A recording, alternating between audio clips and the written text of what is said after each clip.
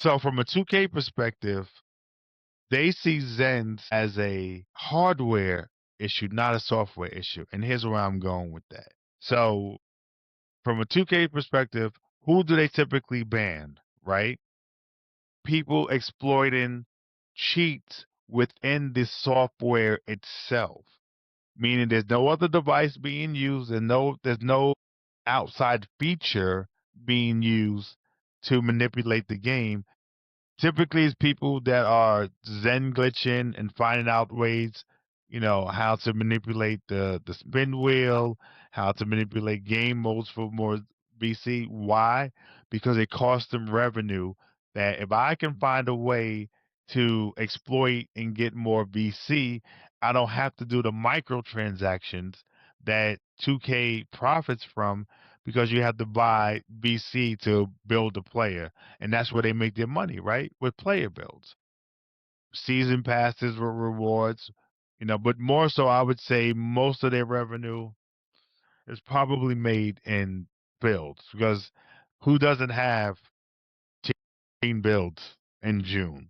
Who doesn't? Okay, I ain't got 13, but I'm pretty high.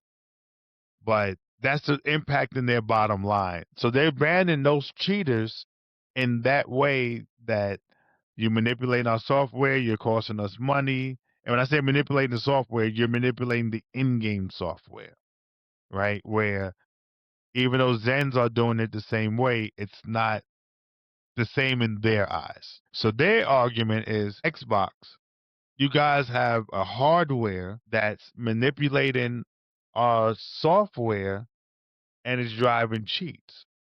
And COD, all these other people can say the same. All these other gaming companies can say the same thing. From an Xbox perspective, right? And think of let's go to the other side of the table here. From an Xbox perspective, 2K, how is your code getting out there that is being manipulated in a way that now this hardware is being used to cheat your game? So from a Xbox perspective, it's not our problem because your software got out. How did your software get out? 2K, explain that. Now, going back to the other side of the table, back to 2K's perspective, they're like, look, a device should be licensed to be used on your gaming system, right? Any kind of hardware that's used on the gaming system technically has to be licensed by the gaming company. So I use a Fly Digi controller. Shout out to Fly Digi. It's like an elite controller at not the elite price. You can go on Amazon and look them up. One of the best Xbox controllers I've ever played. Like I'm not even going. I had an Xbox Elite One, and I use this Fly Digi controller now. And I'll put a link probably in the comments to where you can go get it off of Amazon. And join their Discord too. It's pretty cool. But FlyDigi is a licensed product to operate on the Xbox system. That's why some of these other controllers work for a little while and then they don't work because they're not licensed. So from a 2K perspective is how is this Zen working on your hardware device that isn't licensed by you? Explain that, Xbox.